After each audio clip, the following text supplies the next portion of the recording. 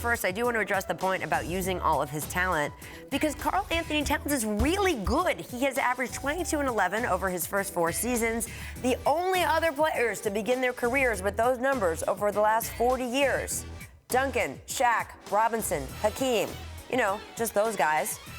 We have talked even on this show about his defense, George, and obviously he can improve there because they play basketball at both ends of the court. But those numbers are good. How much better can he get if he says he's going to get all his talents used? Well, the difference between the guys you saw on that list and him are the fact that they did play defense, and that's why they were able to win championships, and in some of those cases, multiple championships. And I think that's part of being a real superstar and being a franchise-type player is that you have to do it on both ends.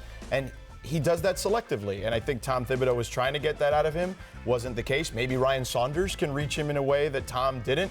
But remember, just a couple of years ago, I think it was 2 seasons ago, when the NBA general managers do that list every preseason about who's the guy you would want to build a franchise around, he was very near at the top of that list. Yeah, Karl. And I don't believe he's near at the top of that list anymore. Conversation now. Right. But he could be an Anthony Davis top 5, 6, 7 type player if he committed on that side of the ball. Yeah, and I don't know that he has the instincts. I don't know that he has the desire to be that kind of impact player on the defensive end. Jeff Van Gundy calls him an empty stats all-star. That to me is what his reputation is in the league right now. That's not Tibbs' fault. Okay, that's something that Towns has to change. Can he be a player who impacts winning?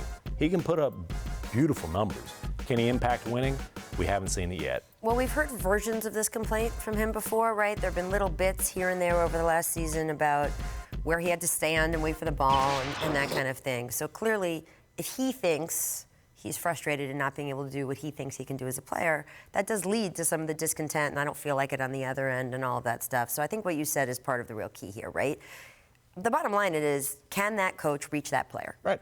And whether a coach is better or worse is not really just a value that you can do on its face. It's not black or white. It's, is he a good fit with that player? And clearly the fit was not there with Tom Thibodeau and Karl-Anthony Towns, maybe even more so than we realized.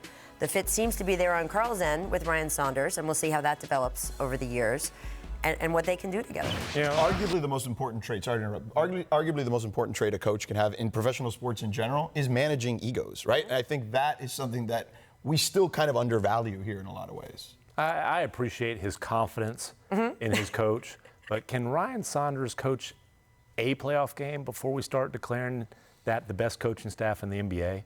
Right. I mean, that's a little strong there. Is that, did you say the best coaching staff in the NBA or the culture? I have to listen to it. I thought he said the best we've had here.